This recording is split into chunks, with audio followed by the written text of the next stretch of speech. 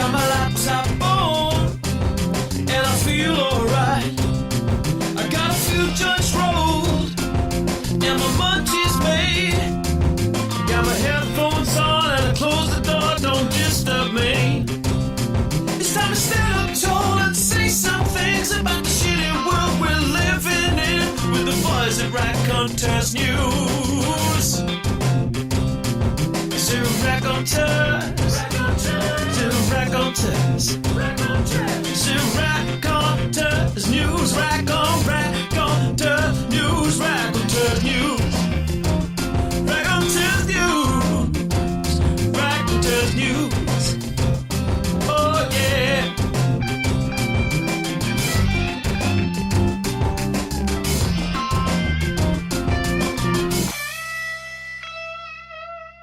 Right, this is Colin Johnson from East Coast Resistance, and you're listening to Raconteurs News. You certainly are. Good evening. Welcome to Raconteurs News. Tonight's Tuesday edition, this week's edition. So I'm just looking at the chat room there. Sorry about that. Welcome to tonight's edition. It's the 22nd of August, and we are living in a crazier and crazier and crazier world. We'll be getting into that. We've got a great guest on tonight. But just first of all, I'd just like to point out that I was telling you a couple of weeks ago that we're in the 6 weeks leading up to 9/11, which means that there is going to be a lot of terror-related airplane problems, terror-related incidents. So, I think that's been borne out as well. We're going to get into that tonight with our guest. So we got into the we're into the 6 weeks leading up to 9/11. Last week, we had another terrorist attack. And to talk to us about that tonight, we've got the author of the page on Facebook, False Flags and Media Hoaxes, and fellow Sheffielder as well, and a bloke with an absolutely superb first name. I'd like to welcome onto Raconteurs News, back onto Raconteurs News, Jason Green. How are you doing, Jason? I'm not so bad, Jason. Thank you very much. Yeah, thanks for having me on again. Yeah. No problem at all. Listen, it's our pleasure. I'm glad you've been able to make some time in your schedule to give us a couple of hours of your insight into what's been going on.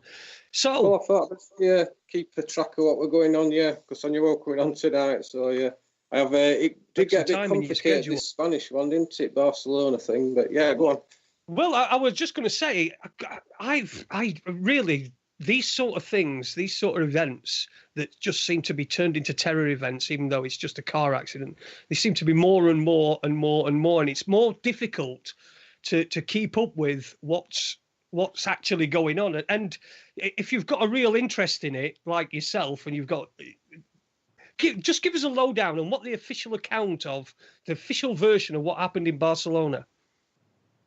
Well, it was Thursday, really, wasn't it, when it broke, the main event, this car ramming thing, where, well, as the news broke, we were told that there were at least one person killed, and then they were saying 30 odd injured, which then rose to 13. I mean, the strange thing, we are looking back on how it broke on RT News, and the police and authorities were saying there were one being killed, and the media were saying the rumours were 13, which was strange how the rumours and the media got it right within the first couple of hours. And, you know, the authorities, they were way out with their one being killed. And later on, it turns out that, as I said, the media were right. You know, that was one strange thing I noticed at the beginning anyway. But it turned out the day before that had happened, there'd been an explosion, hadn't they? A gas explosion somewhere, and they're now saying this will link to the Thursday attack. They had planned to use these gas canisters in planned bombing attacks. So they were Wasn't the explosion? Didn't it something go off by accident? Weren't they sort of making some bombs and something went off by accident? It reminded me. This could be. I'll tell you why what this reminded me of. It reminded me of Only Fools and Horses and Freddy the Frog, who sat on his own detonator and blew himself up. I don't know if anybody's familiar with Only Fools and Horses, they'll know that. And that's really what put that into my mind.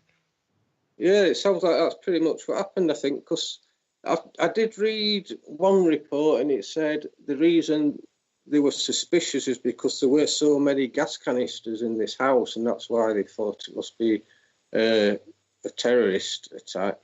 And then I've read since, and more commonly reported, is that they've found not only all these gas canisters, but TATP, is it, this explosive, what terrorists seem to like, but is very volatile and known as the mother of Satan, I believe, because it's so dangerous, and known to blow people up unexpectedly, as that did. And of course, so, yeah. It's been a bit nuts, hasn't it? Because this guy seems to have the guy that they know who it was because he left his passport as usual. I think I'm correct in saying that he left his passport behind, which is it's a whole. When somebody says, when you see the newspapers and the news channels, when they say it has all the hallmarks of an ISIS attack, you realise that it actually has all the hallmarks of a false flag attack. With leaving the passport behind. Did that happen again? Yeah, definitely. Within 1-2 hours, they'd found somebody's passport in one of the cars. I don't know if it was the first car, because at one point we had the car ramming where there were 13 killed, and then RT again, they reported another car being involved. This was 2 hours in, and I can't really find anything more about that one now, so I don't know if that had anything to do with it. But yeah, I think that might have been a getaway car for the driver. Yeah, that was another thing. As the news were breaking, they were telling us that the driver had escaped and were holed up in a Turkish restaurant, and there was a hostage situation going off. But that all turned out to be false. Did you read that? Yeah. They never seem to be able to get the story straight, do they? I mean, we have these situations where I think there was one in Australia as well that turned out that there wasn't any hostages or anything like that. But but it's another one of these hallmarks. It's like the narrative. How can they bring the narrative? They sort of like chuck everything at the narrative, and then they cherry pick things to withdraw and the things that just die off. Yeah, I wonder if that's because they want to keep people out of the area as well and in lockdown, as it were, and frightened. So to tell them that there's this ongoing situation, I think that helped. And then say, well, that was just, rumour, consider afterwards. But, if they said there's a hostage situation, still this armed terrorist running around the area, then they've got all the excuses to keep everyone away, aren't they? And, they're not going to get like rubberneckers. Like if I were in the area, I want to go and have a look, check out what we're going off after. But, if the police are telling you can't go anywhere near because there's still an armed terrorist running around or a hostage situation going off, then, yeah, that's a good excuse to keep everyone away. Right. So do you think it's probably not actually part of the narrative, but just a tactic, if you will, to just keep people away? Yeah, I wonder if it's more that. Because of course, the more people that go, the more people are taking photographs. The more difficult, if this is a false flag, which I've got no reason to believe that it isn't a false flag. They've got more people to manage if people are turning up, taking photographs. Because I think this is another part of it. What was the coverage like? Were there any photographs, anything from the scene, anything from the actual event itself? Not very much. I mean, the first photograph I saw, and which rose, I mean, as soon as you hear about a car, these days, it's just a series, isn't it, and these bullshit things. But yeah, the first photograph I saw was the van, apparently what had killed these people, and a policeman and a body laid on the floor in front of this van. And you think, so there's time for police to turn up, and yet why is there a body laid on the floor? There's nobody helping him. By this time, surely somebody should be at least helping him, if not in hospital. But saying that, they had a witness on RT News who were apparently in an apartment what overlooks where it happened. He said he heard banging and screams. He went to the window, looked out, and he said there were police on the scene immediately. He says the ambulances and that took a bit longer to get there, but the police, it sounded like, this banging, screaming, looked out the window, there's police there. And already they're telling people, aren't they? And there's other ones saying, to be honest, I don't think I saw anybody say they saw anything conclusive. They all go on and they say they heard screaming and they saw people running. And one even said he didn't know why. He said he joined in, he started running, and he asked somebody else why they were running and screaming. And said, there's been this car attack. But even if, I still don't get that. If there's a car attack, why does running and screaming help? You wouldn't do it, would you? No. Run and scream from a car unless it's actually about to hit you. It's like they create this panic and everyone's like, run that way, and everyone just joins in and runs away, and then they call these people witnesses just for being amongst all this panic. And wasn't there also a report of somebody that had been in Manchester as well at the time of that terror attack? Yeah, there were a couple, and to be honest, when that came up and I read it, at first I thought, that's a bit dodgy. And then really when you look at what they were saying nothing more than they were in the area. They were saying they were caught up in it, but really were just slightly inconvenienced by it. Until I realised that one of these guys who was at Manchester, or the guy was at Manchester as well, he has given a witness report, he's given his statement about Manchester to the media, so he is a media person who has given, his witness testimonies before to these events. So that is dodgy. Had he just been a random person nearby, then, at least, it could have been a coincidence, I suppose. But, hell of a coincidence. There seems to be a lot of them, though, don't there? Yeah, I think he'd been at 3 of them. I'm saying, I think if it had been saying it's, actually witnessed something, seen the attack, or helped out, or, helped out injured, then that would have been dodgy. But he was not saying he saw anything, really. Well, I know when they put him on media, he is sort of, it is evidence that an event has happened, but it wouldn't, I think the thing is, if it did all turn out that one day it did get exposed as being fake, they've not really said anything that could get themselves into trouble. All they're saying is, well, I just saw panic. You know what I mean? Yeah. Well, and it's sort of dragged out as well, this one, hasn't it? Because isn't it? Yeah. Today it's only today, isn't it? And we're almost a week after the event where they've managed to catch up with this predictably Moroccan, North African, Muslim guy that's supposedly been on the run, who's gone and hired a van.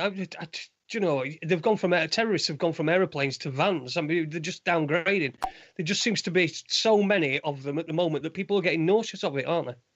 Yeah, and when they talk about it in the media, it's like it's something they can't, fight against. Terrorists on planes, you can check for bombs and weapons and what have you. But it's like we've got to have this threat that there's no sort of defence against, I think, to keep everybody in fear. That's my sort of view on that kind of thing. But they've only kept, I think it was yesterday evening when they captured or killed the driver. And I seem to remember I were in a vehicle, and the radio was on, and they come on everybody, it's we've got to get. Sorry, we've got some breaking news. There's an operation going on. Again, it's all this stuff where it's completely impossible to prove to yourself, to prove personally. You've got to accept what these people are saying, or you're a conspiracy theorist. Yeah, because it happened somewhere quite rural, this, I think, isn't it? And it was some, I read somewhere that a woman reported him because she was suspicious because he had long sleeved shirt on and it was 30 odd degrees. But that don't make sense, does it? And it was wearing one of these fake suicide belts, which all the other ones seem to be wearing. Because after that main attack on that Ramblas street in Barcelona, there were one later that night, weren't there, that night or early hours of Friday morning, where 5 terrorists were shot, I believe, and they were all wearing fake suicide vests. Right. Which is, yeah. Which is a bit counterproductive, really, isn't it? If you're going to commit a suicide attack, you'd actually need a proper vest. You're no good at wearing a fake vest, is he? I mean, what even is the point of that? Yeah, that's just something I can't work out. Why they seem to have them a lot in these things, don't they? I don't know how it would benefit anybody having a fake suicide vest, unless you found yourself in a hostage situation. Perhaps, you could say, "Oh, I've got this," so police didn't shoot you. Perhaps I've got pretend I've got a suicide vest on. That's the only way I can think of, that being of benefit to anybody. So we had that gas explosion, and then the main event, the ramming, and then these 5 terrorists getting shot, and then the driver. Yeah, so we were on the run, weren't we, for how many days? It happened Thursday, Friday, Saturday, 6 Sunday. days. Oh, yeah. And the strange thing where did you hear about the child missing? Yes, I did. Yeah, that were weird, weren't it? Because you would have thought that would have been something that was identifiable straight away. Yeah, that is just ridiculous, isn't it? How can a child be missing? There weren't that many people killed and injured that sort of not realise who this child were, because it weren't until, I know, at least Sunday morning they were still reporting him as being missing. So I think it was discovered he was one of the 13 killed and confirmed on Monday. Why would it take that long? It's just another one of these strange things. I think it's just a story to pluck at the heartstrings again, into having a missing child amongst it all. I mean, a lot of the witnesses I've heard spoke about this woman screaming for her children, and I imagine this is how they're trying to connect this woman and this missing child. I don't know. It's just one of those. It's certainly weird and anomalous. And again, it was somebody, a child that nobody could identify, really, because didn't the child have dual nationality? Wasn't it Australian and British? Australian and British, yeah, you're right. I think he was born in Britain and living in Australia. But yeah, again, it's quite a common thing, isn't it, in the people who get mixed up in them. Yeah, they often have this dual nationality, or we're from somewhere else, living somewhere else. So same again with a lot of the witnesses. They seem to be people, expats and stuff who move all over the place. But going back to that, the guy who was killed in that accidental bomb explosion, apparently he was an imam, but he had he'd been in prison, I believe, for smuggling drugs, which that doesn't sound like your regular jihadi, does it? No. Well, it does, really. Yeah, it is like typical, because what's his name from 9/11? Went to your coke addict and what have you. Oh, yeah, Mohammed Datta. Yeah. Yeah. So they don't really fit this strict religious upbringing, do they? No, if it's religion, if the motives are based on religion, you would imagine that they would strictly adhere to the religious, the beliefs of that religion, and a lot of the wasn't there reports of the 9/11 attackers, weren't they in a strip club the night before, taking cocaine, drinking, doing all that sort of thing, which is strictly against Muslim values. Yes, so I believe, yeah. It just doesn't make sense, does it? It doesn't add up, does it? It doesn't add up. So how... when did we go from a road accident immediately? And remember, we had this one in Marseille as well, and this is a psychological thing. Whereas it was it was just an accident. The guy had got mental health problems, but they had to make the point that it wasn't linked with terrorism. Now, I don't think road accidents are linked with terrorism. I think that when there is a road accident, it's a road accident. If it's a terrorist attack, it's a terrorist attack. But it's like it's the go-to place for the media to link everything with terrorism. Yeah, there's been one or two in the States as well, aren't there, what haven't been linked to terrorism as such. I think one of them were just some mad guy, apparently, weren't it? But the Times Square one, I can't remember now. Did they link that one to terrorism? I think they did at the time. I don't know. It's probably just dissipated and disappeared away from people's consciousness because, there's so much going on. There's so many of these attacks. It just has to. But they are the weapon of choice. It all seems to fizzle away, doesn't it? Yeah. The weapon of choice is the vehicle, isn't it? The ramming, it seems to be like just before the Barcelona thing, there was that Charlottesville thing, the white supremacist stuff going off there, isn't there? What did you make of that? Do you think that was set up? Yeah, I'm not sure if it were. I'm sure it was set up in some way. If it weren't a total, like a hoax, what have you. It just seems like it's been orchestrated, all that stuff there, isn't it? It's like provocateurs and what have you.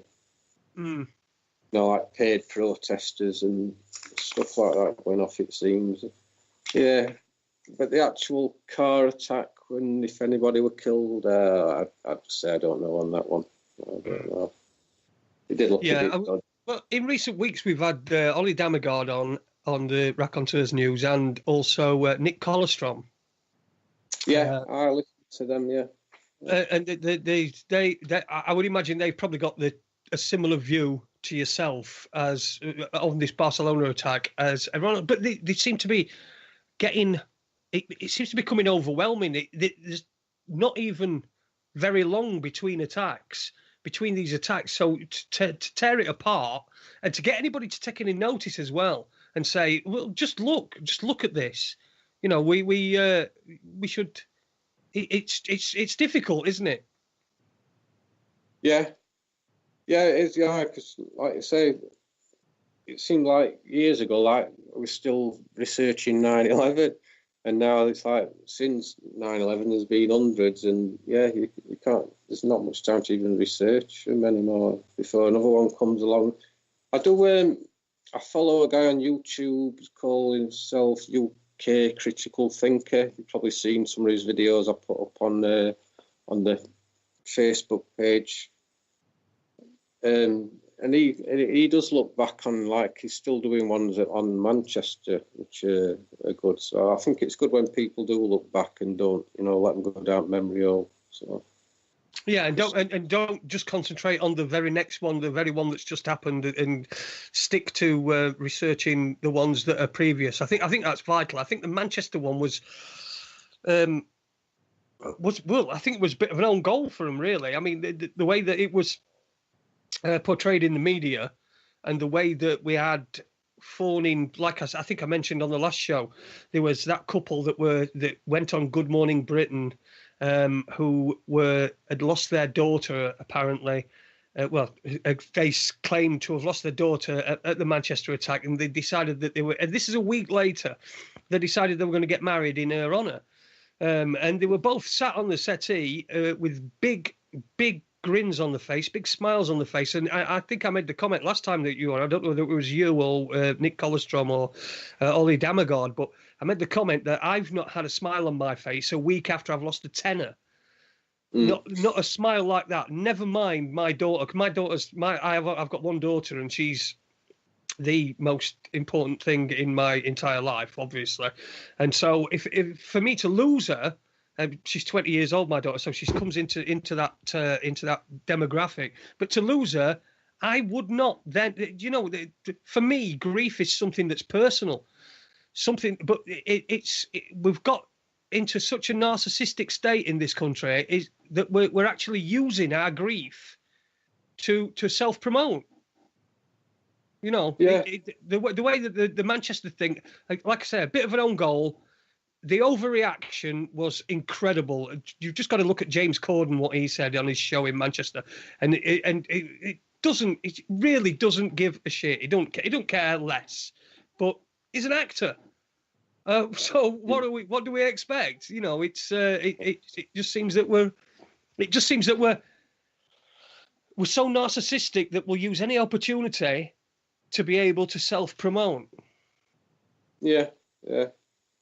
Because you had I think Ollie Dimmergard on it were a week or two after I'd been on, and as you'll remember, but for anyone listening, I told you about there were a lady from Sheffield called Kelly Brewster, who'd been killed, and it turned out that my wife had been talking to this girl who we both know, we knew from school. I've not seen her for years, and she knew this Kelly Brewster. So I'm thinking, well, this is a bit different, you know. Obviously, she's not some made-up person kind of thing. So then I was thinking that maybe people have been killed at Manchester, even though everything else seemed to point in other directions. So I kind of accepted that they had. But then Ole Dimmergard, he mentioned that all these people who have been killed at these events, he said something about them being related to the people in the security services. And she did happen to fall into this category. Her brother worked for, what was the company? Seco or something, isn't it? The security firm that were doing Manchester. Yeah. So, yeah, she falls into that category. So, yeah, you have to wonder. And a lot of things about her story didn't make sense to me. So, yeah. And there were the other cases, weren't there? What I think I could put down to, when you look back at like the Boston bombing, I think they've had like something like that go off, you know, where there was some sort of explosion going off, people panicked and ran.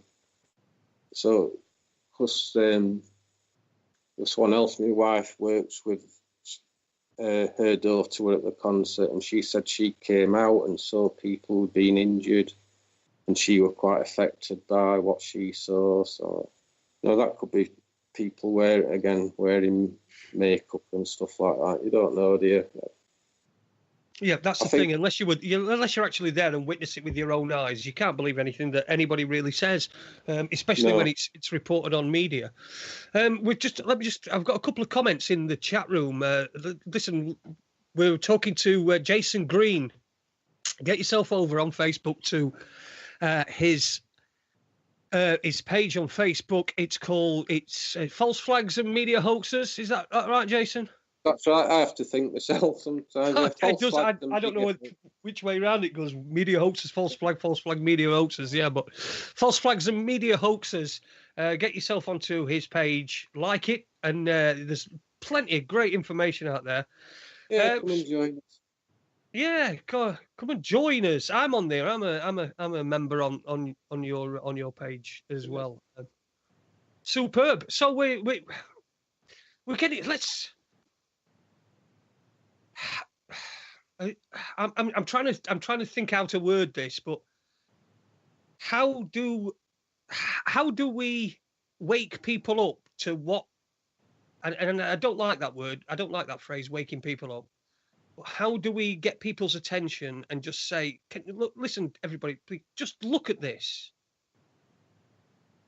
Well, I wish I knew, because when I first woke up, if you like, I thought within a few months, everybody would be the same as me. Yeah, I thought we'd have brought down government and the world would be different within a few months, because I thought it had spread like wildfire.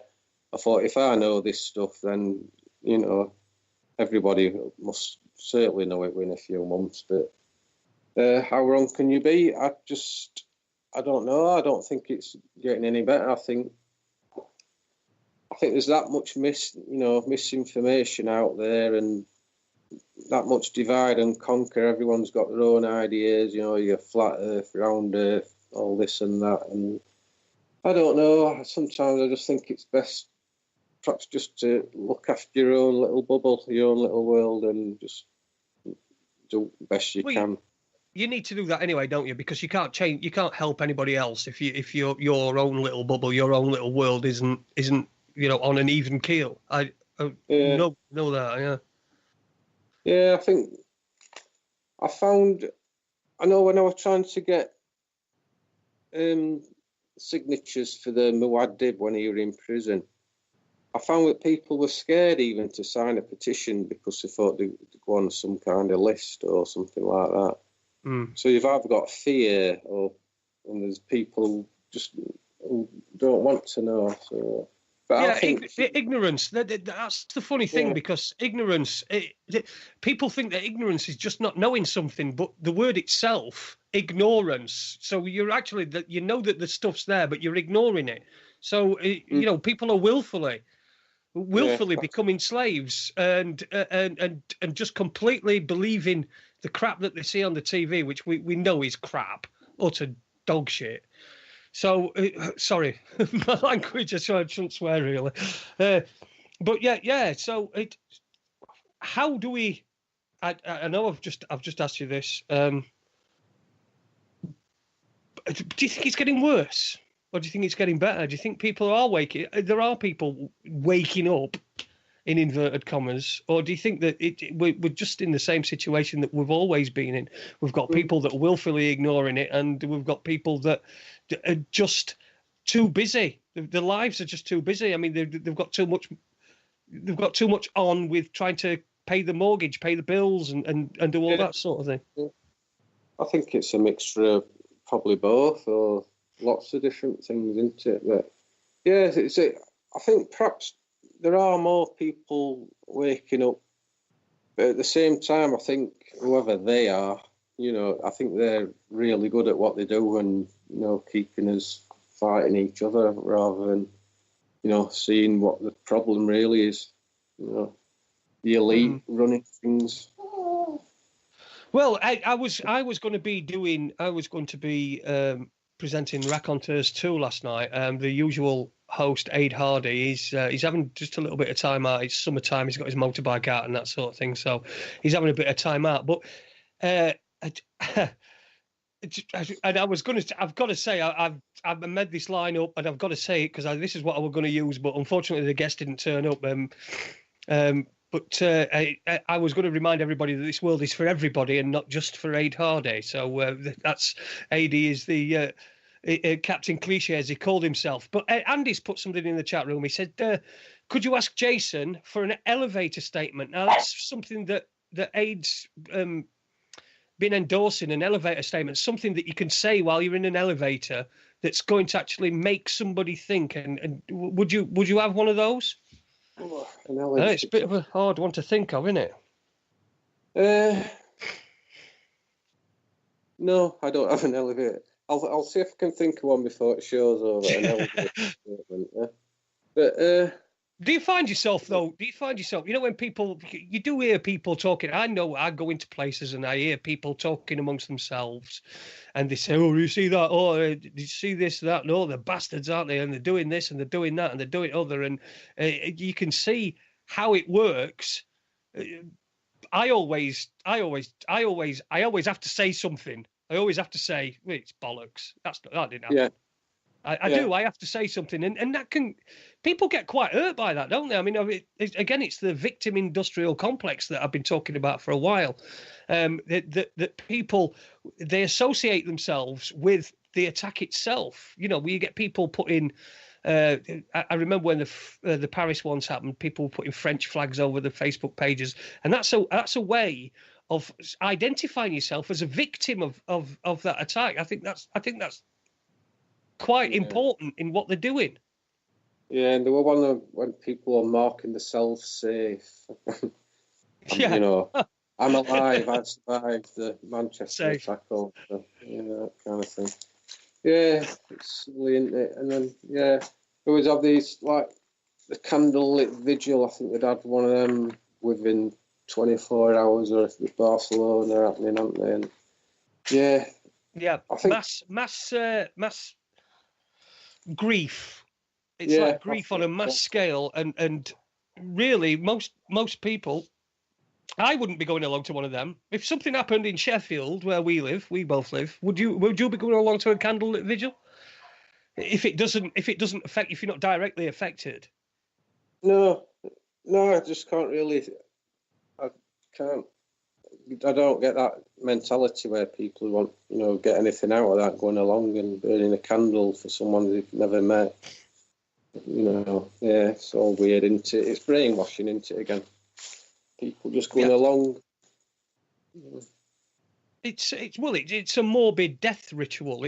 I think perhaps the people behind all this, they need that, because then the more people that turn up to the candlelit vigil, then the more successful they've been in what they've tried to achieve. Yeah. And I certainly wouldn't be going to a candlelit vigil for somebody that I don't know. Okay, I've got every sympathy for anybody that's caught up in anything, but going along to a candlelit vigil isn't going to help anybody. It's not going to help any of the victims. It's also used to be able to part some of those people that turn up with their money as well, because they'll all be collecting. There always seems to be money needed for these after these events. Yeah, we're looking. There's something earlier about the missing child one. I think that's raised something like $500,000. $500,000 for a kid that's missing that we don't know. Yeah, raised. But people are so willing because they want to identify as a victim of that, whether that's just that they've seen it on television or they're traumatized or anything like that. They want to identify as a victim, and so people will turn up at these things. And it's as a society, it's just where we seem to have gone. We're this victim mentality that we've got, whether it's are you a victim of racism, or are you a victim of somebody saying that you're saying your gender wrong? You identify as a I don't know, a fucking mugwat or something, but actually they called you female when actually you are female because you've got a vagina, but people get upset about that. It's all this seems to be this victim mentality on everything. Yeah, definitely. That's the way it's going. Yeah. So what are the other? I noticed you've posted a lot on your page, false flags and media hoaxes. What other anomalies have you seen with this Barcelona thing? And how many different incidents were there? Because I know that there was the explosion you talked about. We've had I'm sure I heard that there were 5 people killed. Then they said today that they got an operation underway where there were Spanish police, which obviously it never said it, but it implicated that they found the guy. And then there was a report not long after that to say that he'd been killed, which is another thing that happens. It's another consistency with this, is that they always seem to be killed. Yeah, it was similar to with that bombing in Brussels, with the airport bombing. Yeah. That similar. After that, it went on for a few days like this, didn't it? And then they ended up tracking them down to some industrial estate, I think. So yeah, similar stories again. There is yes. So there's been these car bombings, haven't there? There's been jotted down about Berlin. At least there were Nice, weren't there? Was there one in Paris as well? I think there's been a couple of London, Stockholm. So yeah, and then that Times Square one. So yeah, there's definitely a thing going on with them. And so you think, is it really the terrorists? Well, we know it's not the terrorist, choice thing, but like I say, so I think the only reason for it can be is because it's something we can't defend against. People talk about, making city streets, so we can't drive through them, and that has been a way to combat it. But or even make it harder to rent a van. I mean, this is just the most ridiculous thing I think I've ever heard. You're going to stop terrorism by making it more difficult to hire a van. What are you going to do if somebody comes up who's got dark skin, who's looks like someone from the Middle East who might be Muslim? What do you do? Do you say, excuse me, but are you going to plough this into people and kill them as part of a terrorist attack? Have you any affiliation to ISIS? It's like, I know this is a silly example, but when I get a phone call, and it's from somebody who is trying to sell me something, or somebody that thinks that I owe them money or whatever, debt collection agency, anything like that, and they ask me to give my details over, and I say, sorry, I'm not going to do that. You've called me. Yeah. And you're asking for me details. I'm not going to give me details over. And I always say, you could be a terrorist. You could be ISIS. And they say, oh, no, I can assure you I'm not ISIS. And I said, that's what someone from ISIS had said. It's just the most ridiculous thing in the entire world. And to make it more difficult for people to hire vehicles, it just seems to like putting a plaster on someone who's been decapitated. Yeah. Or a fake bomb vest. Yeah, a fake bomb vest. We had we've had a couple of comments actually about that. Fake bomb vest.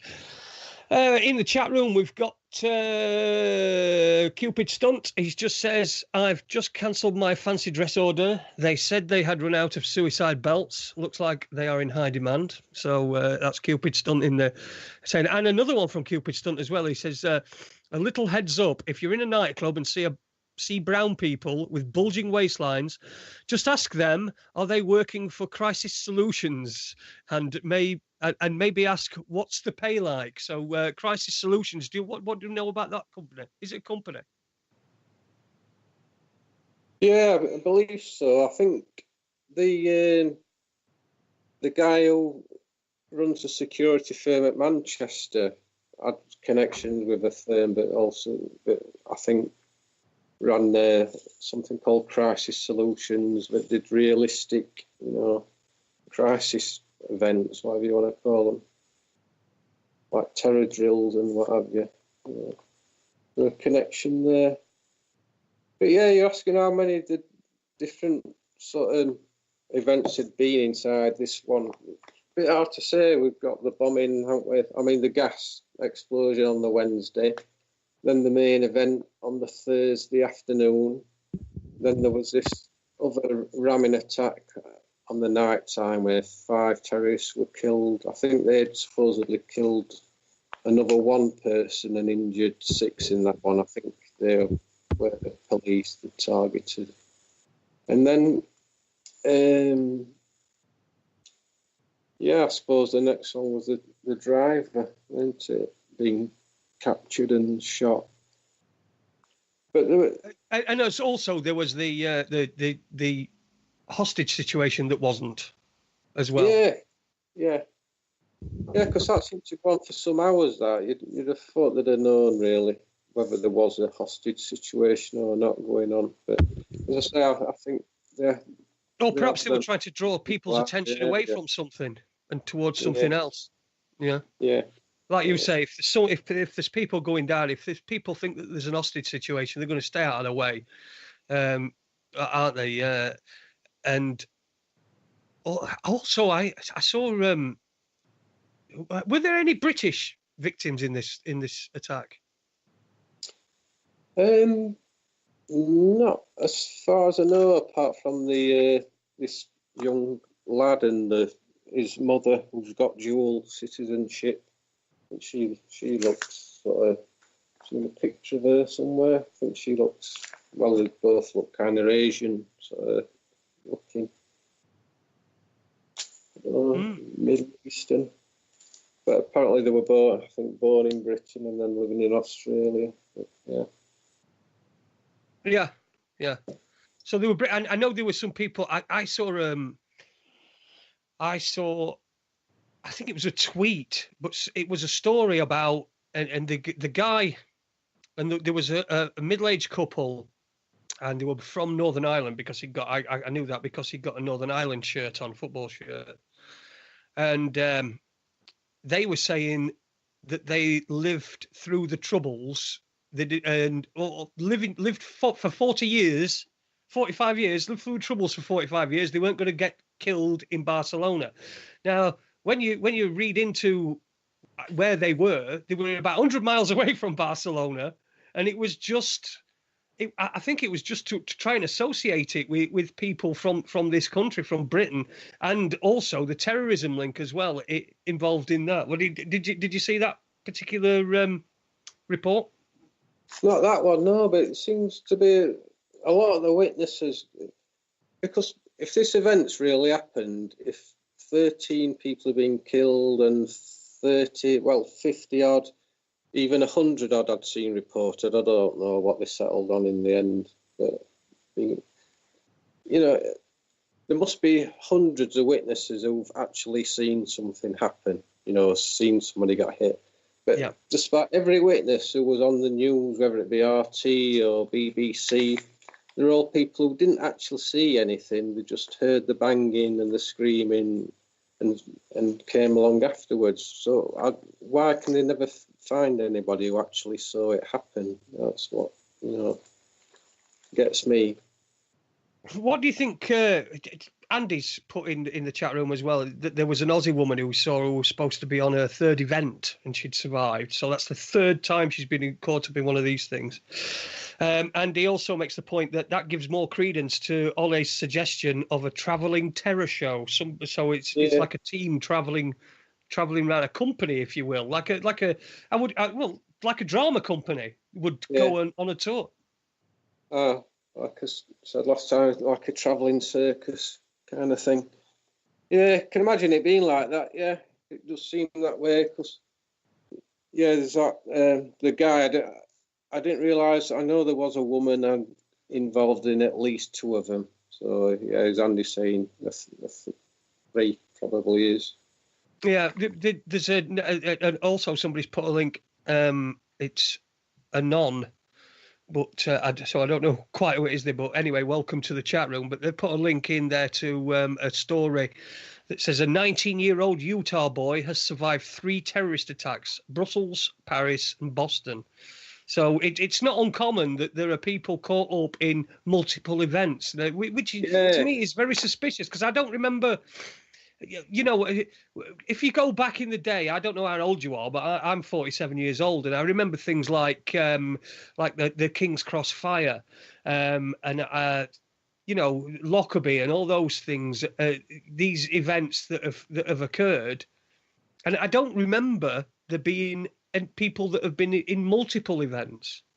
It just seems to be a new thing, as if it's some sort of badge of honour. Yeah. I'm same age as you, Jason. Yeah, I'm 47, so yeah. Oh, same age, same name. Jason, anyway. I like smoke green, so I suppose we've got a link in there. Oh dear, yeah, it's absolutely nuts that the way that they're getting away with this.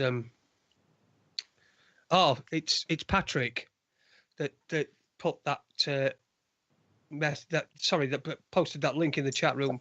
So hello, Patrick. I think I know who was talking about, the guy who was actually injured, I think, in the Brussels airport bombing.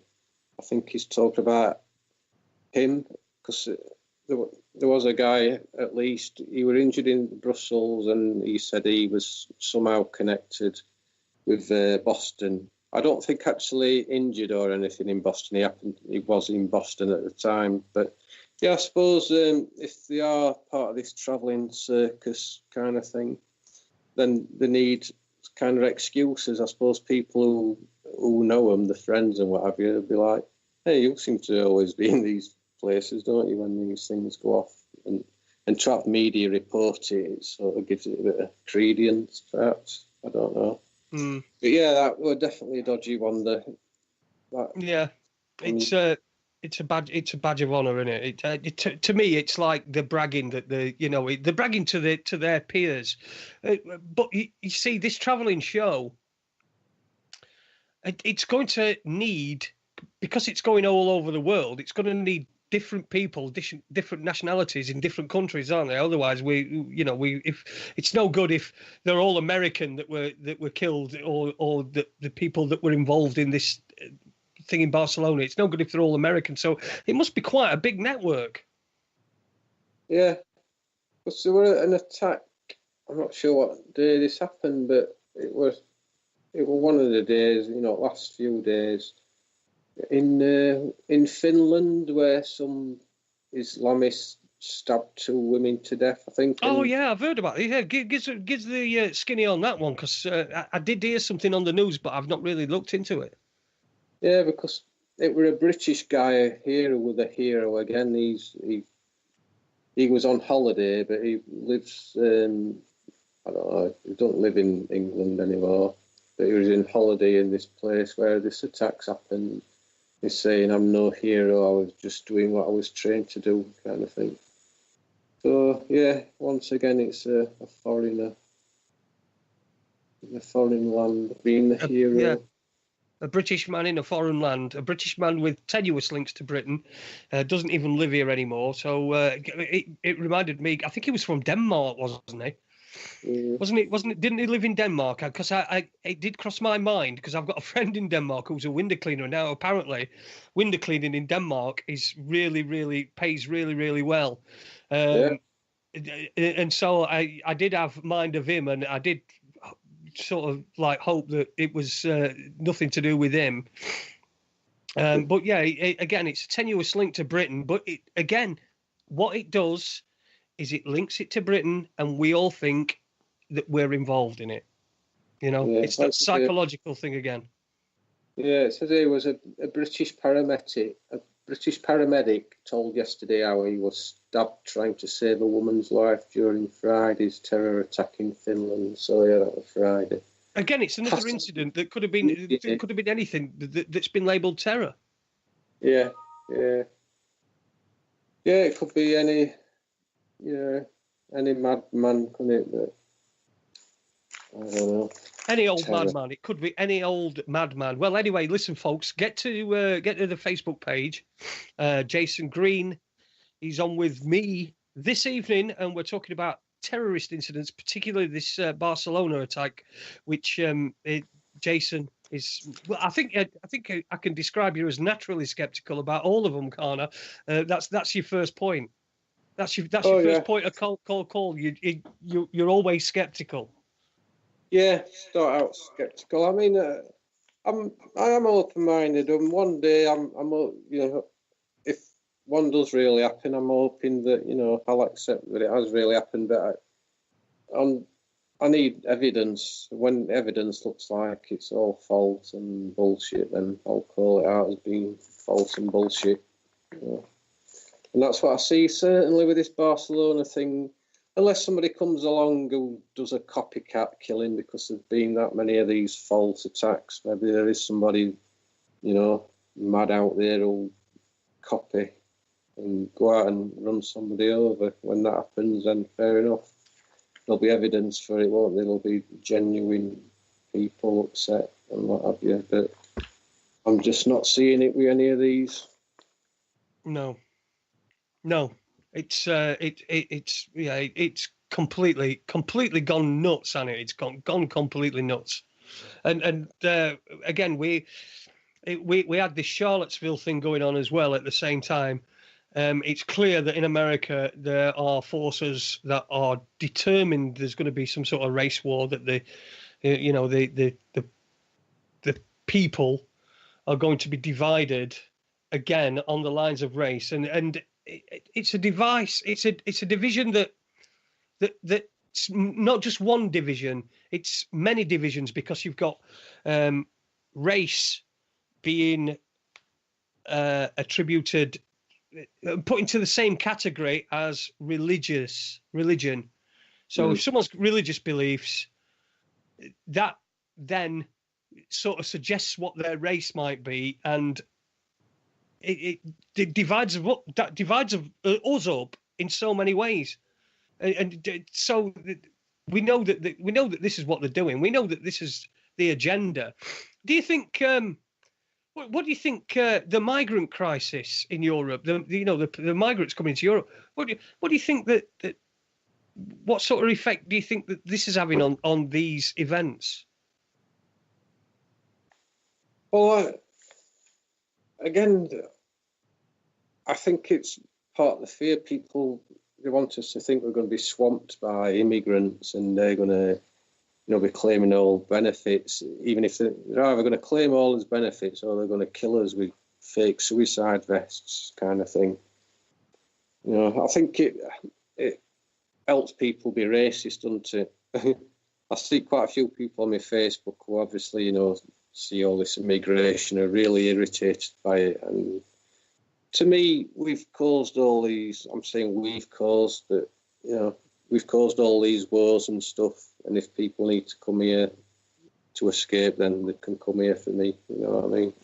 Well, yeah, I absolutely agree with you. Absolutely agree with you. All right, well, I'm just getting a sign off my producer, Kev. Yeah, not that one, mate. That were a middle finger. I don't want that one. Getting a sign off my producer, Kev. We're almost an hour in. So I think what we'll do is we're going to play a couple of records and then we'll get into some more stuff in the second hour. You're listening to Raconteurs News. I'm Jason Holmes. I'm reminding everybody that this world is for everybody and not just for Aid Hardy, who just thinks it is at the moment. We're going to play a couple of records and then we'll be back. We'll talk in more terror with Jason Green. False flags and media hoaxes. Get onto the Facebook page. Get yourself... liking it, joining in, and hopefully there's some great information on there. And hopefully we'll be able to put an end to this. So we'll just take a quick comfort break. Jason, you all right with that? Yeah, very good. I'll get kettle on and let dog out for a minute. Okay, well, we're going to have a couple of records and then we'll be back. So we'll see you in a few minutes. Very good. See you in a minute. Hello, this is Andrew Johnson, and you're listening to Raconteurs News. And welcome back to Raconteurs News. This Tuesday night, 22nd of August, we've got Jason Green on the line with us, chatting all things terrorism. I just want to, first of all, before we get back into it, I just want to... I want to put a bit of an appeal out. I'm looking for a guest that's going to talk to us about the Mandela effect. This has really intrigued me, the Mandela effect, particularly this last one that I noticed, the Beatles. What would you think if I sang out a tune, which doesn't even make sense? But anyway, if anybody knows anybody that we could get on as a guest who can talk comprehensively about the Mandela effect, tweet me or something. I'm on Facebook, facebook.com/Holmes2, the number 2, and I'm on Twitter as well as at Beckham Coverup. So if you've got any guest suggestions, particularly for the Mandela effect, I mean, we've got a lot of guests lined up. In fact, we're all full until between now and the 18th of September. And don't forget, I'll be going away on my annual leave on the 30th of August till the 6th of September, so there'll be no show on then. But from in between that and after that, it's going to be me on for the foreseeable future on Raconteurs 2 and on Raconteurs News, and we've got some great guests lined up. We got Webbo next week. Paul Webster's going to be on the 20th. That's on Monday on Raconteurs 2. On the 29th, with the following day, it's the day before I go away on holiday, and we've got Yvonne, I think, from the Yvonne and perhaps somebody else from the Jeremy Bamber Innocence campaign, the Jeremy Bamber campaign, which we've had them on before. We want an update. They're trying to raise money to get some new evidence forensically looked at, and then we'll be back on the 11th of September, September 11th, on Raconteurs 2. We've got Mark Devlin lined up. Mark Devlin is going to be talking about 9/11 symbology in the music industry. He's also wrote the book Musical Truth, and he's got the book Musical Truth 2 coming out in January, and he's promised he's going to come back on when that book is released. Then on the 12th, it's Ben Emlyn Jones. We're talking everything UFO. In fact, we might have to move that one because there's actually there's a football match on that day, and I've got a season ticket at Sheffield Wednesday, and there's a match on that night at the game. So at Hillsborough. So I'm going to move. If that is the case, and I can't get out of it, I'm going to move Ben Emlyn Jones to the 13th, which will be the Wednesday. So sometimes, because the football season's here, and Sheffield Wednesday play on a Tuesday a lot of the time, and sometimes at home, and I think there's only one between, and that's the 12th of September that is between now and Christmas. Yeah, sometimes I'm going to move Raconteurs News to a Wednesday. But September 11th, Mark Devlin. Then on the 18th, we've got Neil Sanders. He's going to be joining us. I've ordered his book. He's sending me a copy of his book, and I'm going to read it while I'm on a holiday, and then we're going to talk about that on the 18th of September. But tonight, let's get back to tonight's guest. Let me just say this. If you add me on Twitter, I don't use Twitter enough. It's nowhere near enough. And you know what? I'm a pretty funny guy sometimes. I post some really funny things. So if you want to follow me, it's at Beckham Cover Up. Beckham as in David Beckham, and Cover Up as in Cover Up. So at Beckham Cover Up, follow me on Twitter. I'm going to try and twit a little bit more than I have been doing. Just follow me on there. Back to tonight's guest. Jason, how you doing, mate? Did you have a good break? I'm all right. Cheers, yeah. I don't tweet either. I've not got into that one yet. No. Twitter. I do go on it every now and again, but I don't tweet very much. But I do try to tweet some humour and things like that, but and the shows as well. But no, I've not quite got Twitter. I don't think I'm enough of a twit. Are you enough of a? You're not enough of a twit either, are you? I mean, you're a Sheffield lad, so you're definitely not going to be a twit. No twit. But I did want to ask you one thing. Are you a Wednesday fan, or are you a United fan, or not bothered? I'm a Wednesday fan. Yeah, I used to go to matches. One bit I used to go to most at home matches anyway, and occasional away match. But yeah, I've not been for many years. But I still kind of follow the fortunes, and yeah, I'd put myself down as a Wednesday supporter. Yeah. Well, you see, I haven't had a season ticket until this last season and this season, and that is because I'm now registered as disabled, so I'm able to get a season ticket at half price. So it's cost me. I've got a season ticket at half price, and I also get one for my carer as well. So a free one. So it cost me 390 quid for 2 tickets in the South Stands for the season, which you just can't turn down, can you? It's I know some people don't like football. I've gone off it a little bit, particularly other teams, and now I've got no Sky subscription or anything like that, so I don't really watch it anymore. But I just go and watch my team, which I think is how it should be. You know, people get too involved in other teams. But anyway, let's get back to tonight's subject. We're talking terror. I don't know if we did this last time, but I wanted to talk about, again, don't like using this phrase, but I'm going to use it because it's the only one I can think of.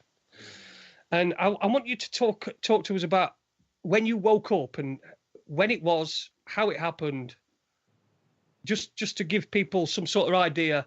Let's just say, how long after the 9/11 incident were you on board with the 9/11 Truth movement? Well, it was my daughter's, must have been about 9, 10 years ago. My daughter had just started nursery school, so I had a few hours to myself, and I was flicking through channels one day. I did tell you, yeah, I remember. I happened to come across the controversial TV channel on Sky. Ah, and, yes, I do remember this. Yeah, this is how we met, isn't it? Yeah, it had the Edge Media stuff on there, didn't it? And I saw 9/11 ripple effect on there. Well, I caught like last 10 minutes of it or whatever, and then that kind of blew my mind. I went on computer thinking there's got to be another side to this story, and yeah, that were it then. Yeah, I became a full-on 9/11 truther. And well, that's interesting. I'll tell you what it was. What it was for me was I saw 9/11 in plain sight. Yeah. I don't know if you've seen that one. The one with the guy with the really groovy jumper on. What you mean? Keep saying question. Yeah. I think it's the same. I think it was the same guy that did 9/11 ripple effect. I don't know if they used, if it were like part of the same documentary, if you like. Yeah, it was a guy on an American radio station who presented a show called The Power Hour. Yeah, I can't remember his name for the life of me, but I do remember him having a bit of a barney with Alex Jones in New York on one of the anniversaries. I think it might have been the 7th or 6th or 7th, but he had a bit of a barney with Alex Jones, and I know there's been a lot of division, but I think that says a lot about Alex Jones, don't you think? Yeah. Into what he's turned into. I'm not a fan. No. No, yeah, but we've all gone through that phase, haven't we?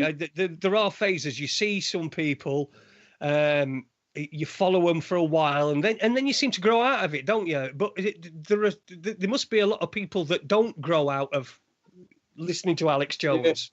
Yeah, it seems to be, yeah. Because after I'd got into 9/11 thing, I would again watching this on Edge Media. Saw about the interviewed Holly Gregg's mother on there. Remember the Holly Gregg thing? Yeah.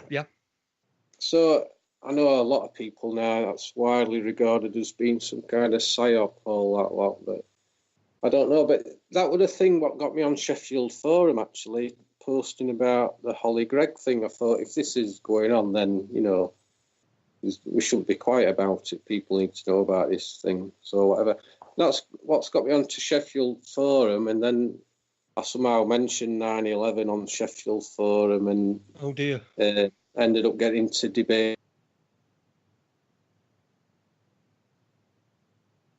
I think once you make a comment about 9/11, you've got. Am I there? Hello? Yeah, we just lost you momentarily when you started talking about Sheffield Forum, funnily enough.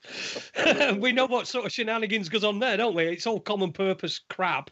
So, yeah. Because, I did post for some months on Sheffield Forum, debating on there. And then after a while, they deleted the 9/11 thread, and they stopped anyone, if you discussing 9/11, they said it's been done. There's nothing more to discuss on 9/11, according to Sheffield Forum. So I stopped. It became pointless even posting anything on there, because if you had anything worth saying, just delete it. So I think that's how I ended up on Facebook eventually. I mean, I should mention that's how I met Jason, through Sheffield Forum. He's one of the few people I did get support off on there. Otherwise, I was just arguing with, shills, I'd say. It's like morons. You're arguing with You're arguing with people that. The thing is, me and my wife both used to be on Sheffield Forum. I've been banned from Sheffield Forum numerous times for posting nothing, just basically because they just didn't like what I were posting. But it's anybody who doesn't know it, just go and check it out, and just go and have a look. Have a look on Sheffield Forum. I think it's Sheffield-Forum, innit? Something like that. .co.uk, something along those lines.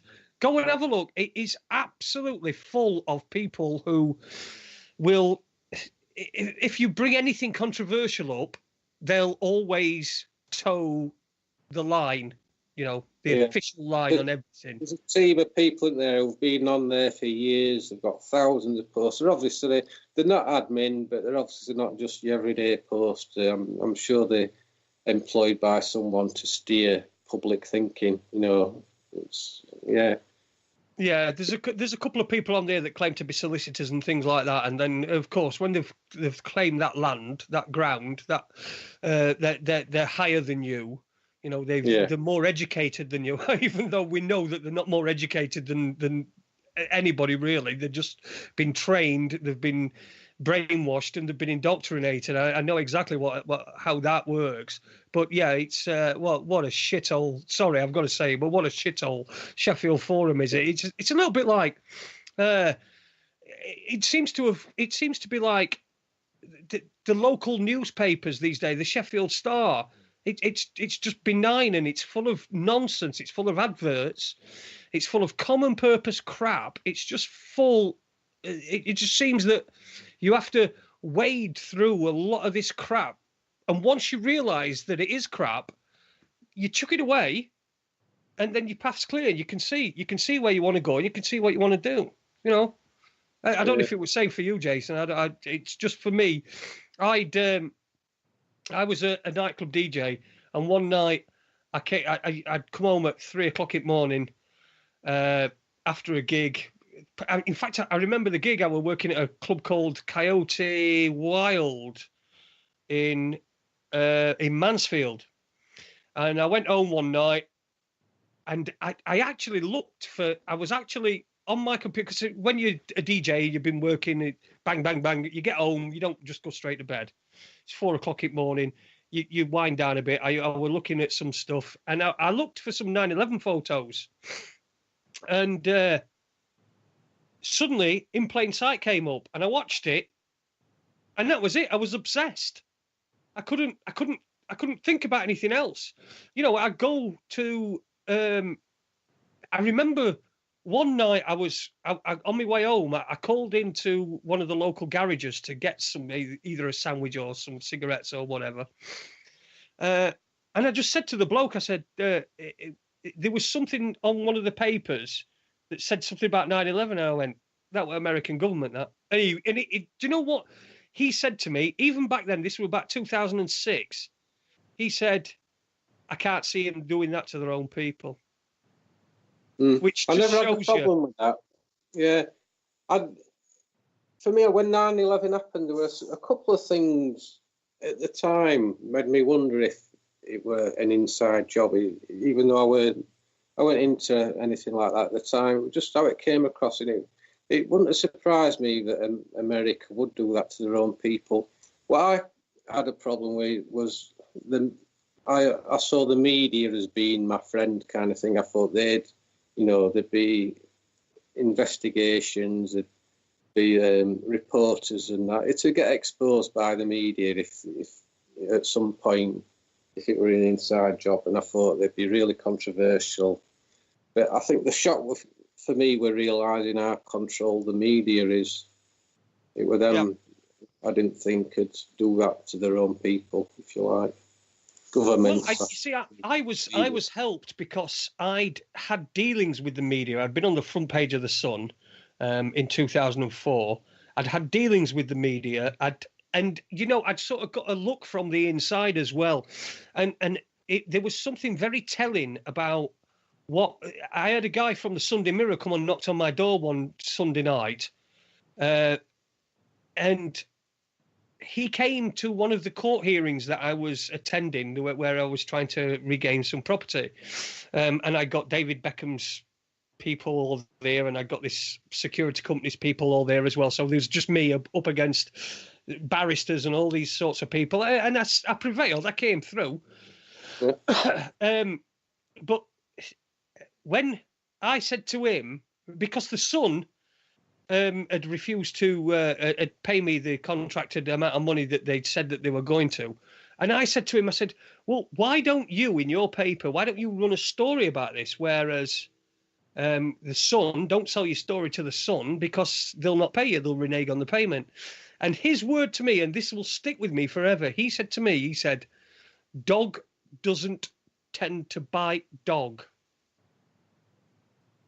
So it was for me, that was an opportunity for one newspaper to do a story about another newspaper, which would have then, well, it would have opened people's eyes up to how they work. But they didn't want to do that because they didn't want to, to mess up the whole scene. I would imagine. I would suppose. But the media are more complicit in this sort of thing, aren't they, than the people that are doing it, I think, because without the media, it couldn't be done. Yeah. Because, with 9/11, although at first I thought, I don't know if you were the same, but I think it's like when I woke up, if you like, I was thinking everybody else in the media, they know what happened. But then I think, actually, no, they're just doing most of them anyway, are just doing the job, just following orders. And they believe the official story, along with everybody else kind of thing. And I think since I've seen it questioned by the media, not enough by any means, but even Daily Express, think about last year, they did an article on 9/11, and it was really good, actually, because usually they're taking the piss, aren't they, out of 9/11 conspiracy theories. But this one weren't. It was, looking at it seriously, about the collapse of Building 7 and what have you, and saying that the scientists saying it can't be, it can't happen without explosives or whatever. So, yeah, I think slowly, maybe. But you see, when 9/11 happened, I remember exactly where I was. I was in Oxford. I was doing a delivery, and I'd got halfway back and had to turn around and go back. I got a phone call. I had to turn around and go back because I'd left something behind that I shouldn't have left behind. Now that's when the whole thing transpired. Now I had no idea of the size of the World Trade Center. I couldn't vision it in my mind or anything like that. But when I got home, I could obviously heard all the radio coverage. But when I got home and I looked at the footage, to me it seemed that, if anything, the top should have fell off these buildings. If anything's going to collapse, if anything, the thing, after the where the plane has impacted, or as we now understand, allegedly impacted. Again, another thing I don't really know too much about, whether it was, and I really haven't got a position whether it was a real plane or it was a hologram or it was an explosion or whether it was video fakery or whatever. But to me, the top should have fallen off that building rather than it falling down on itself. And that's the only thing. Bear in mind, I'm still mainstream at that point. I think that's the only anomaly that really struck me. And it wasn't until I saw 9/11 in plain sight that things started to make sense. And this is my thing with, like, do you know, I don't want to sound like a lunatic, but I think that all these things are like intertwined. And so if you take 9/11 and flat Earth, right? If the Earth's flat, I don't know whether it is. I don't know. It doesn't matter to me. But if the Earth's flat, one of the reasons that they tell us it's a ball could be so that everything that we feel, every instinct that we've got, we question it. Because you don't feel like you're on a spinning ball, do you? That's not me being a flat earther, but you don't feel like you're on a spinning ball. And if that could be one of the reasons that could be the biggest reason why we're told we're on a round Earth, if we're not, is because you take your instincts and you just discard them. Mm. You know, pretty much like I did with that on 9/11. I don't know whether you got any comment on that or anything, but I know you're not a flat earther. I don't think you are anyway. No, not such. But yeah, similar. I listened to that show you did a couple of weeks ago, or most of it, and you had the guy on to talk about flat Earth. And I agreed with so much of what he was saying about like spirit, the spirituality bit, and how maybe it's how he was saying about, because he said he didn't believe the world was flat as such, did he? Or it had any shape. It's all like a virtual reality type thing. Yeah. I'm sort of, I wouldn't argue against that. I mean, I've pretty much kept out of debate because I think the flat earth thing is a psyop, and even by debating it, researching it, we're doing what we're falling for the trap just by discussing it, if you know what I mean.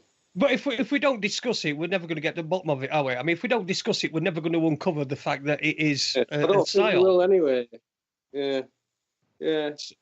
So, you know what I mean? I wanted to get I wanted to get a flat Earth guy on because I think it's a legitimate debate. You know, I haven't seen what the Earth looks like, and I think it's a legitimate debate.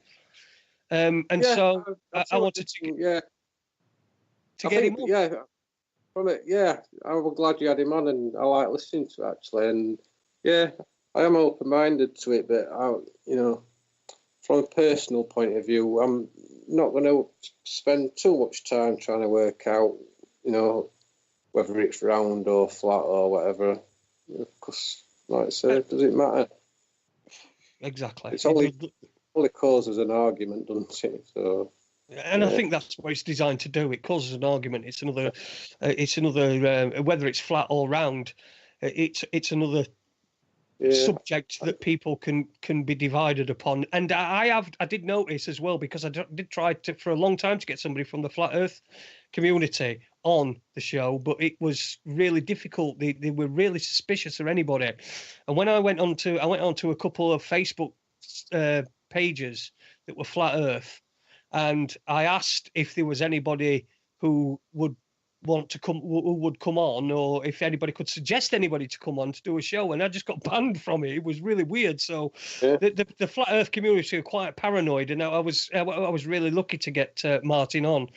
But let's get back to terrorism. We've only got half an hour left. All right. Yeah, I mean, one thing I'd not mentioned, I realised, is there've been some arrests made, haven't they, in relation to this Barcelona attack? 4 people, I believe. They seem to have drawn a line underneath it now. They said there were 12 people they believed involved in this terror cell. 4 they've arrested, and the other 8 are dead, as far as I know. They killed 5, didn't they, on the night time? Yeah, they always kill them. It seems to be the go-to area, just to kill them. But then again, I suppose in the public's mind, if you're just a rank and file member of the public, and the police tell you that they've killed 5 terrorists, you sort of go, oh well, okay. It's tidy. I remember.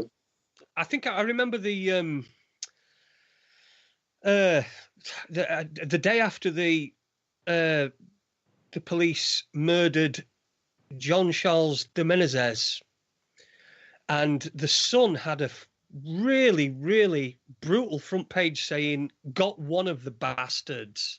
Without, and that just about sums up the media at the moment, doesn't it? Even though I mean, that's 10 years ago.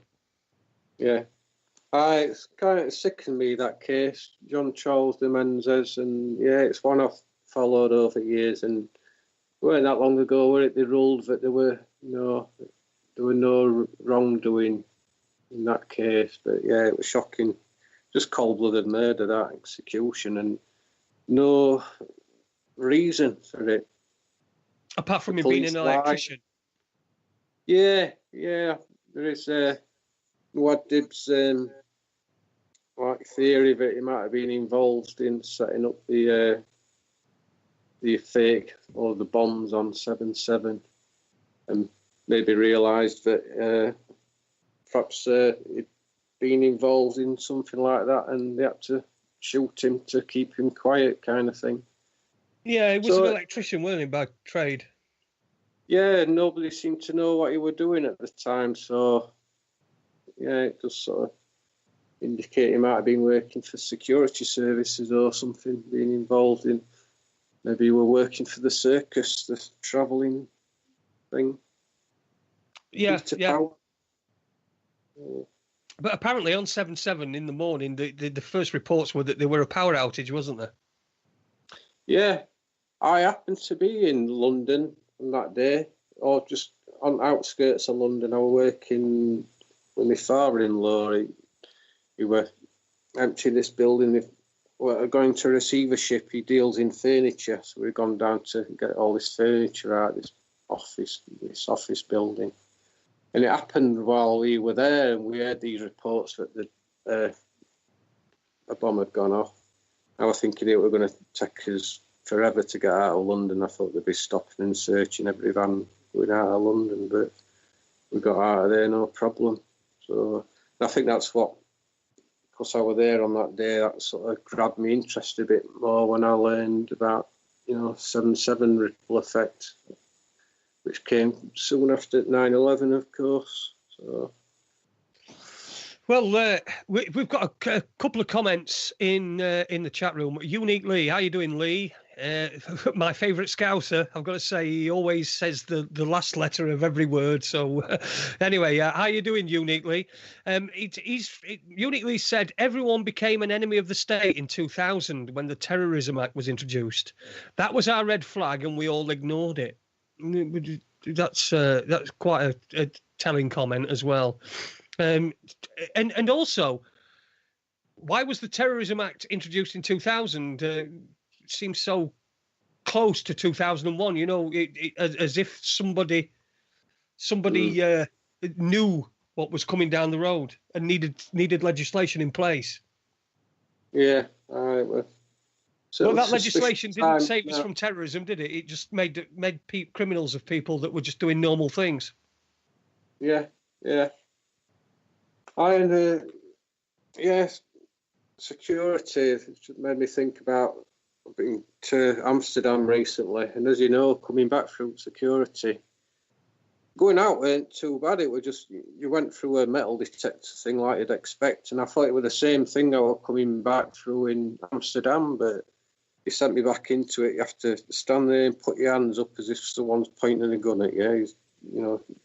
While you get scanned by this machine, it just seems all so over the top.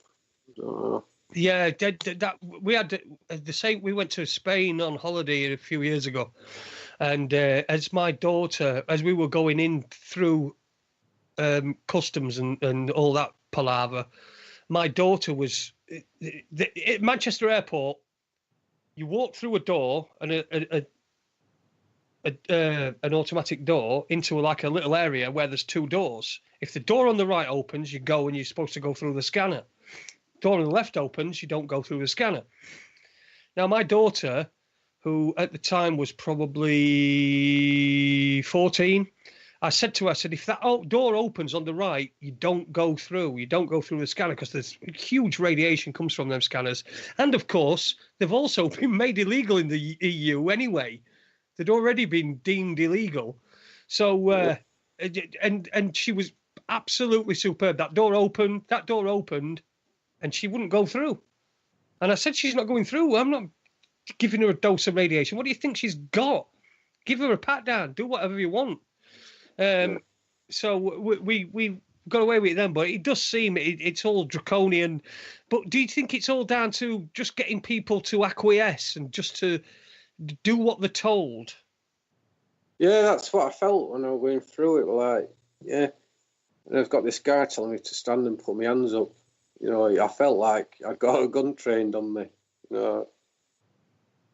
Just through this scanner, and it did cross my mind. But just to get us used to, being stood with his hands up while yes, yeah.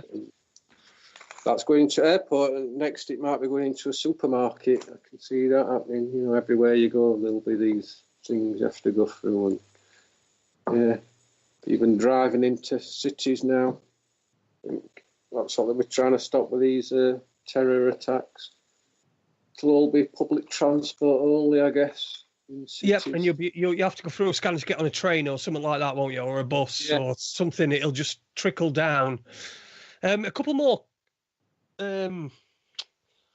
of more comments from Unique Lee in the chat room.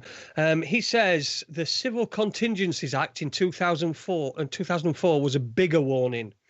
That replaced the old Civil Defence Act of the 60s. That legislation effectively set up a rolling 30-day martial law system. Again, no one seemed alarmed. Then 3 years later, we had 7/7. And he's then put a bit of a caveat on there as well. Uniquely, he said it was 2006. So it was either 2004, the Civil Contingencies Act in 2004 or 2006. And if it was 2006, it was just 1 year before 7/7. But he can't recall exactly what year it was. I get confused betwixt that and the Charities Act 2006, when all charities became audited for non-profit, which is interesting. What any of these acts on your radar? No, I don't. They're new to me, most of them. Yeah, sort of He's a gone very under my learned radar. man, Uniquely. He's down there on the south coast in Brighton. Yeah, he knows his stuff. He does his own show. He used to do his own show anyway. I don't know if he does his own show anymore. But perhaps we should ask him. In fact, he'll put it in chat room in a second. Anyway. So anything else on Barcelona? Is there anything else you want to give us on Barcelona? These guys who've been arrested. It makes you wonder. Well, I'm wondering, are they part of the show? Are the actors? Do they even exist, or are the people who've been fitted up for something? I know there were one of the guys apparently handed himself in and said that he'd had his identity stolen. So that's often a thing in these events, isn't it? People having their identity used. So happened on people having their identity. Yeah, it sounds a bit. It sounds a bit convenient that. That this guy's because then they'll be able to say, won't they? He just had his identity stolen, and there's nothing else to see here. But they've had the headline that there's been 5 people arrested.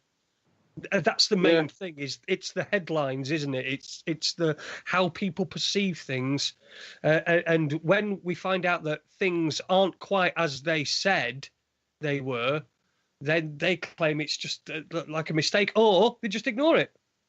Yeah, that's it. Mentioning it. In people's minds, it were real. Like there'll be a lot of people thinking there was a siege in Barcelona and there was a hostage situation because they don't follow it through. They just hear that and think it did happen. But, and then they just go back to watching Crossroads. Yeah, exactly.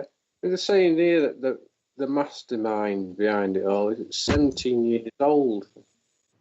I mean, at 17 years old, he's going to be masterminding a terrorist attack. He weren't even... Probably had started going to church recently, in the last few months as well. So how do you go from being a 16-year-old, just a regular guy, to being a terrorist, knocking people down in a van? How does he, for a start, how does he rent a van at 17? Yeah, good question. All right. Well, apparently they said that, I don't know, again, when the news were breaking in RT, apparently the police said they tried to rent much bigger, they tried to rent lorries, but, they didn't have the right licenses, so they had to get little vans instead. Right. So the terrorists with dodgy licenses, terrorists with licenses that aren't able to, I'm sure if this mastermind at 17 years old, I'm sure he'd be able to find a way to be able to get somebody to rent him a van. a bigger lorry. Again, it doesn't make any sense, does it? It doesn't make any sense. It's just nuts. Yeah. Yeah, I mean, even my wife, when she's on about this missing child, I'm like, how does that work? And she's like, I know, actually. Yeah, how can you lose somebody? And, you know, people just don't question it enough, do they? Well, no. They've had Spanish royal family going out and visiting victims. That happened at Manchester as well. Is that becoming a thing where, you know, royalty come out as well? Did you see that with the Queen going around hospital? Yeah. The London, after the London one, was it that the London or the Manchester one? Manchester. I think she might have gone round after London as well, but certainly she went up to Manchester after that one and visiting people. Yeah, they always seem to go in there, don't they? They always seem to get in there, the royals. I did notice that the King of Spain had been somewhere near Barcelona or had been at an event or something. Like I say, I've not took much notice of the news coverage because, well, I mean, unless it's someone like you who analyses all this news, I really don't want it in me. I don't want it in my brain. I don't want to side. It's almost like side when you're of the opinions and the mindset that I am. It's almost like sideloading it into your head. You're not actually watching it and believing it, but it's still going to have the effect on you that on your subconscious that it's meant to. Yeah. Because it drives me a bit mad actually watching news, because I watch it and thinking, God, there's people out there actually believing this and taking it all in. That's what gets me frustrated, I think. But yeah, I just can't help it. So what you posted this video on your page, and again, I'd urge people go and join the group, False Flags and Media Hoaxers. It's Jason's group, and there's some great things. What did you see? You posted today a video. I've not seen the video. I just wanted you to perhaps give us a bit of a lowdown on what it is. But it's this Evie Mills, Manchester.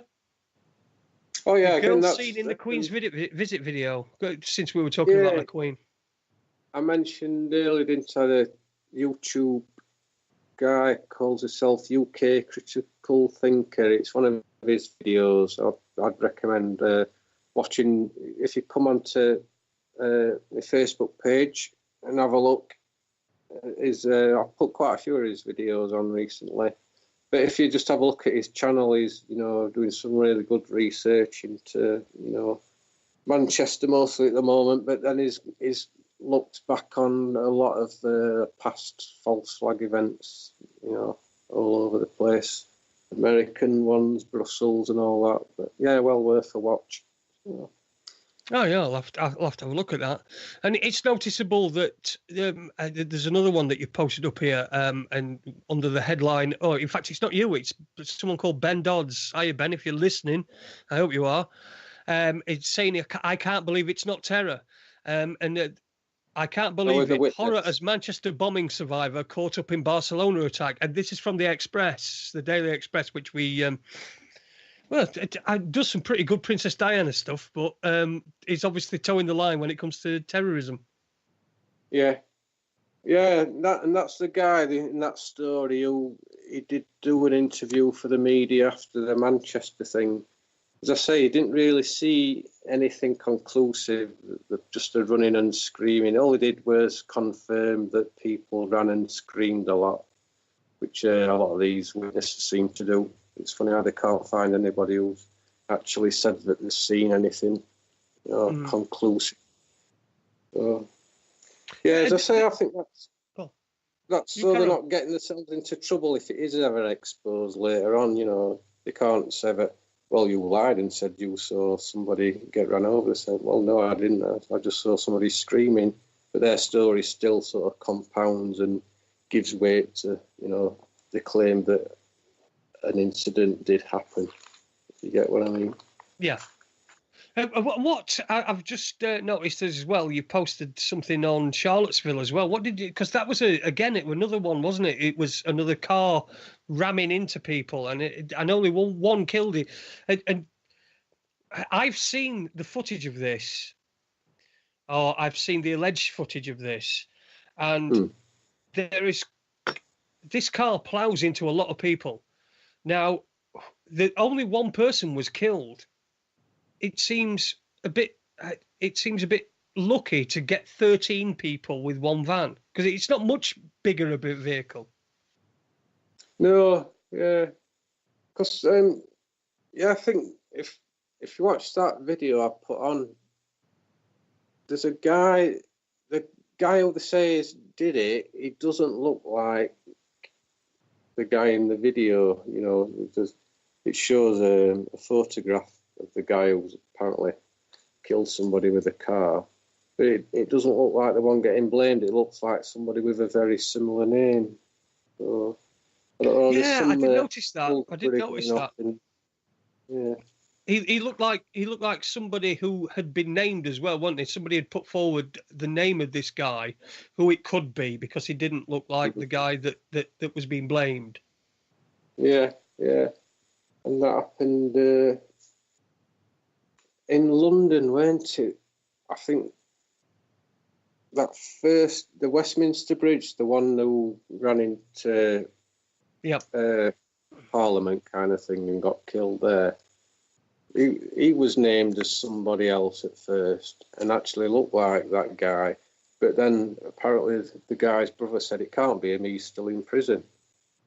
And then after that, they changed the name of the guy who, allegedly done this car ramming again and attacked Parliament. So that was strange.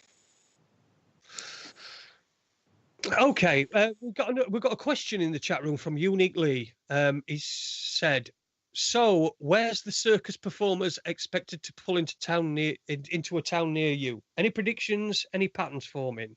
So, I think what Uniquely is asking there is, have you got any insight into when something else might happen, where it might be, and what, yeah, because we are in the 6 weeks leading up to 9/11, and Lennon Honor, in his book, The 911 the Fear-Based Mind Control Program, he does suggest that in the 6 weeks leading up to 9/11, you'll see more of these attacks.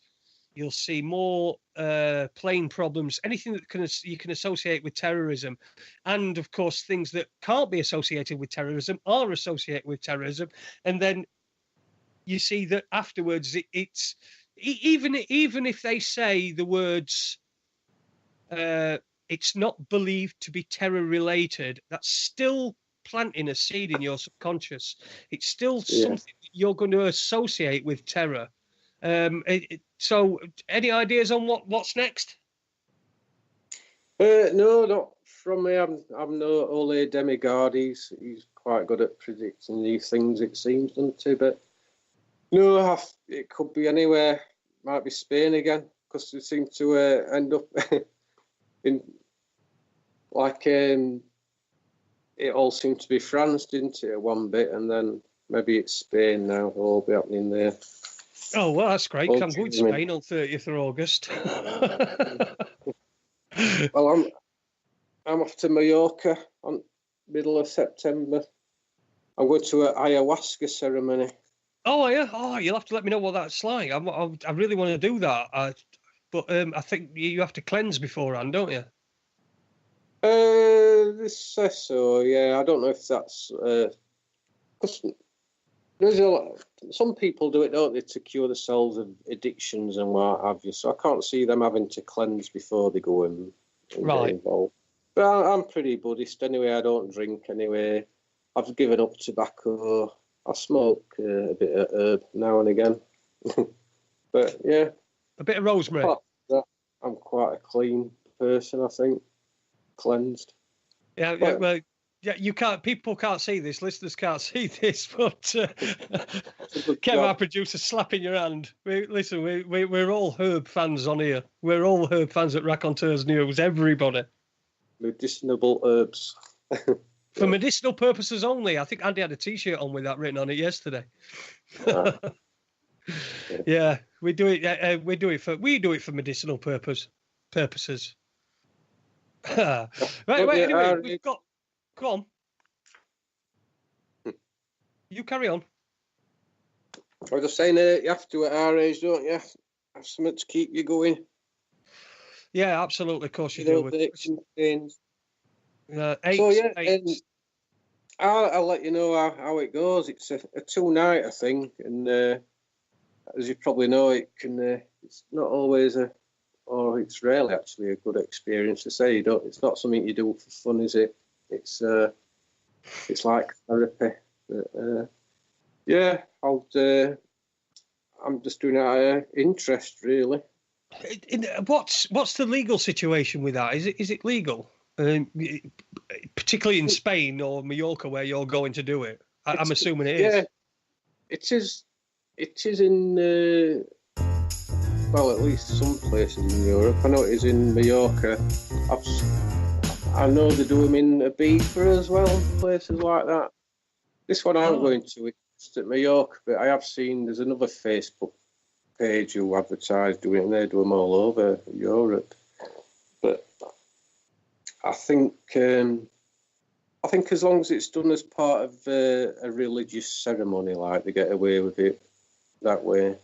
Right. Okay. So it's okay as part of a religious ceremony, but you're not going to go out and buy a bag of ayahuasca from a local dealer and do it at home. Yeah. And I suppose it's something that you don't.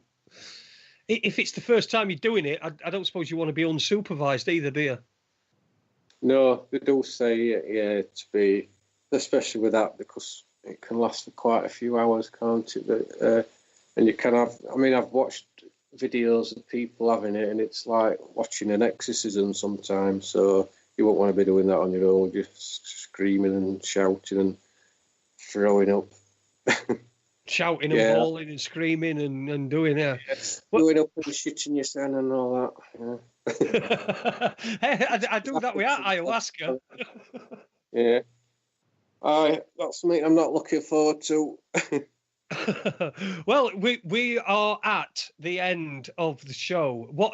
Absolutely fantastic. Thank you very much for coming along, Jason. It's coming on my show.